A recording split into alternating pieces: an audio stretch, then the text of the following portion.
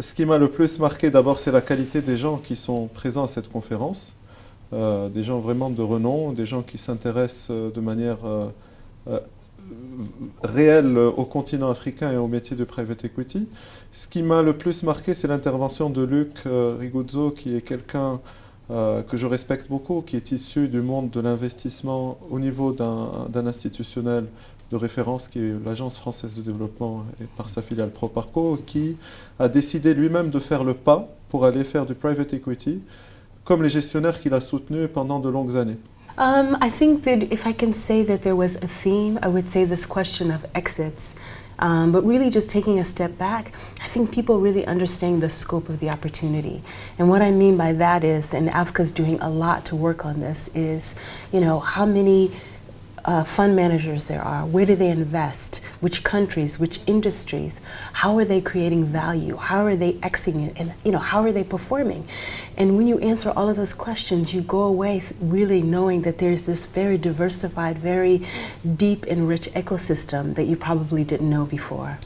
Ce qui m'a marqué, c'est deux choses. La première, c'est la qualité des intervenants. Nous avons eu beaucoup de gens qui venaient, bien sûr, des différents pays africains, beaucoup d'investisseurs qui venaient de Londres.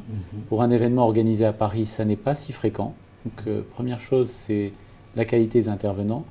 Deuxième chose, c'est la répétition qui a été faite sur un point qui me semble crucial.